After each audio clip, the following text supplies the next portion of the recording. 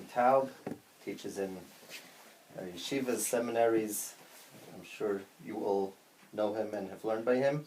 He'll be speaking about the hidden secret of Simcha on Purim. I'm excited to hear what he has to say. I'm sure you are too, and let's go for it.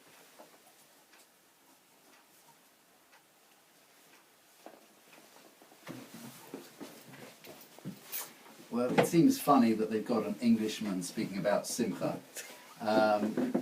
It's almost as bad as having an Englishman speaking about cuisine, but we'll see what we can do.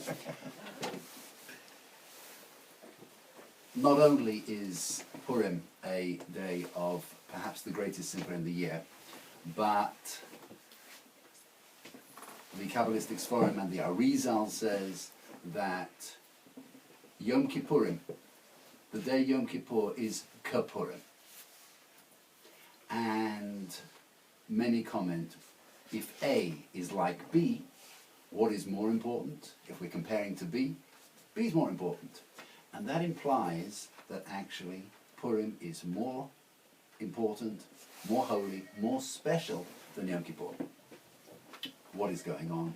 You know, we would have thought a day when we're fasting, when we are praying the whole day, when we are like angels, that's got to be it. And we're being told that actually there's something much greater than that, and that's Purim. What's the idea? The Vilna Gaon opens our eyes with the most amazing idea. He says that if you have a look in the Torah, there are 18 days of Yom Tov. Yeah? Before the rabbis come along and add days, but there are 18 days of Yom Tov. And the Vilna Gaon splits it into two groups of 2 and 2 groups of 7. That's the 18 days. First group of 2 is Rosh Hashanah Yom Kippur. Second group of 2 is Shavuos, which is called Atzeres, and Shmini Atzeres. So the 2 days of Yomim Ro'im, 2 days of Atzeres, and then there's 2 groups of 7. 7 days of Pesach, 7 days of Sukkot. That's the 18. Says the Vilna Gaon, there are 2 elements of Simcha. 2 elements of a Yom Tov, rather. One is the element of Simcha, one is the element of Hallel. Every Yom Tov should have Simcha and Hallel. The Vilna Gaon points out that of these 18 days, not all of them have Hallel. There are 8 that are missing Hallel. Rosh Hashanah and Yom Kippur, we don't say Hallel. They're special days, they're holy days, but we don't say Hallel. And we know the reason is that the books of life and death are open in front of God. It's considered inappropriate to be singing Hallel on these very, very crucial days in terms of life and death. Furthermore, the last 6 days of Pesach do not have Hallel. Number of reasons given, either because there's no difference in the Korban, it's all the same as the first day, or it's inappropriate because the Egyptians died, we don't sing Hallel, in deference to that. So there are 8 days missing Hallel. Says the Vilna Gaon, in a mind-expanding idea, that is why we have the festival of Hanukkah. Hanukkah has 8 days of full Hallel. And that makes up the missing days. The last, Rosh Hashanah Yom Kippur, we don't have Hallel at all. The last 6 days of Pesach only have half Hallel. That's not considered Hallel. And on Hanukkah, we make up the missing 8 days. That's amazing. A transplanted Hallel. Continues the Vilna Gaon. What about Simcha? Well, the 18 days all have Simcha besides one. That is Yom Kippur. Why is there no Simcha on Yom Kippur? Well, there can't be. Ein Simcha ela b'basa, ein Simcha ela b'yayin. You've got to eat and drink. And on Yom Kippur, unfortunately, can't do it. Says the Vilna Gaon, actually, you know when we have our Yom Kippur meal? Not on Yom Kippur, on Purim. When we sit down to our Sudas Purim, we are actually having a transplanted Yom Kippur meal. It's the holiest meal of the year. Given that sense, the meal for Yom Kippur, not only is it's meant to be the best meal of the year, meant to pull out all the stops. Normally on a Yom Tov, we have Simcha, you have meat. You can fulfill your obligation with either meat or wine. You don't need both. On Purim, you have to have both. How do we know this? Because it says you may mishteh for Simcha. Now, what's mishteh? Mishteh is from the verb lishtot, to drink. They're not drinking Coca-Cola. They are drinking the real stuff. They're drinking wine. Now, if mishteh is wine, so by elimination, what is Simcha? Simcha is meat. And therefore, we know you have to have wine and meat. And by the way, I mention in passing, when we talk about meat, we mean beef. The real thing. None of this chicken stuff. Now, what happens if you don't like beef? I actually was wondering about this. It occurred to me the following. This occurred to me once when I was slightly inebriated at Purim Suda. We know that, fascinating, Rabbi Malone, you'll be amazed by this. We know that there is an obligation to get drunk. Chayev inish lebesume adele yoda bein ora haman lebarach Mordechai. Now, many interpretations in the Rishonim, Achronim, what this means. The Ramah, in his famous commentary on the Torah Darchei Moshe, points out that the gematria of Ora Haman is the same as Baruch Mordechai. And when you are so drunk that you can't work out that these gematrias match, then you have fulfilled your obligation. Some people don't have to drink anything to get to that. And the level of numeracy today, the obligation is going down and down. It occurred to me, again, under the influence, I stress, that the gematria of Basar is also 502. If that's not a clear indication that you have to have beef, I don't know what is. What happens if you don't like beef? Is there any way out? So I was wondering if, I'm looking for a source, whether we could have schnitzel. Because we are the Shenitzal, the people that were saved. So I don't know. But,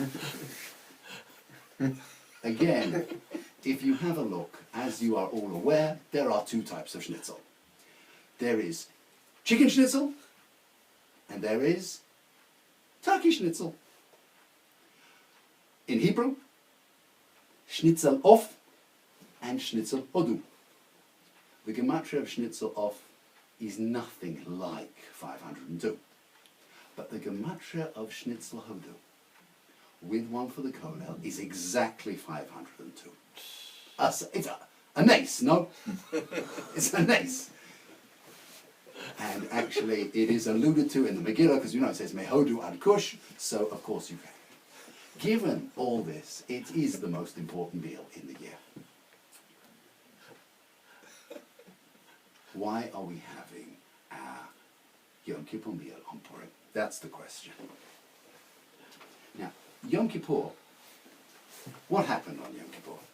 We know, just a little bit of chronology, we know that the day after Shavuos, Moshe Rabbeinu goes up on Mount Sinai, he receives the Luchos, and comes down after 40 days, and he comes down on the 17th of Tammuz, sees the golden calf, breaks the Luchos. That's the fast of Shivas B'Tammuz. He then goes up for another 40 days to intercede on behalf of the Jewish nation. And Hashem says, I'll forgive them. Go and hew another set of Luchos, come up, and I will give you for the second time. And he does go up, and he's up there now for the third time for 40 days. Those 40 days are the period of Elul and Aseret Mei Tshuva. And the culmination of that is the day of the ultimate divine forgiveness, when Moshe Rabbeinu comes down with the second set of Luchos. And that actually is the day of Kabbalah Torah. That's when we, in practice, receive Torah. Kabbalah Torah. If you're asked, when did we receive Torah? The answer is not Shavuos. The answer is Yom Kippur. What happened on Shavuos? Well, maybe there'll be a milk recipe conference about that. I don't know.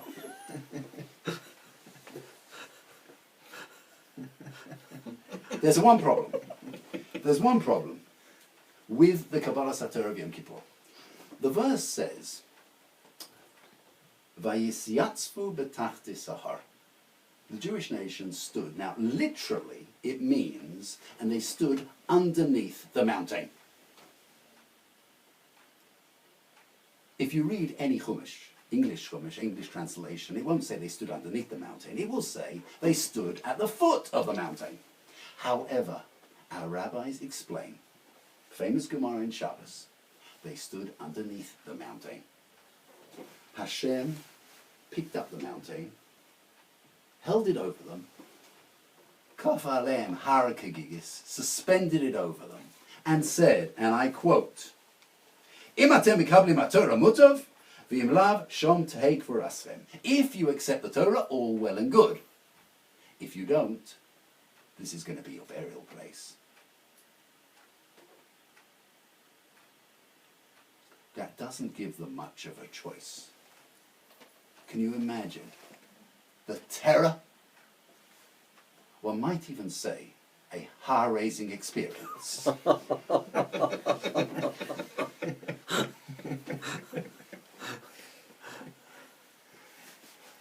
The Maharal says that actually it's not literally a mountain suspended overhead. He says the revelation at Sinai was so blindingly clear.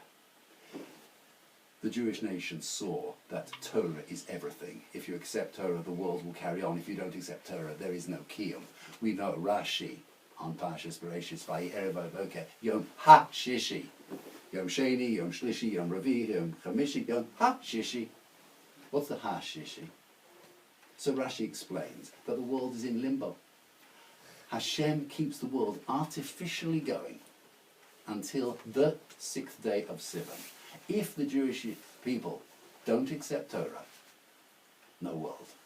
Now that doesn't give you much of a choice. It's under duress. And furthermore, this clarity after they leave Sinai is taken away. So you accepted it when you had clarity, then the clarity is taken away, and you've still got to carry on keeping it. As they say in this country, zeh lo fair. And the Gemara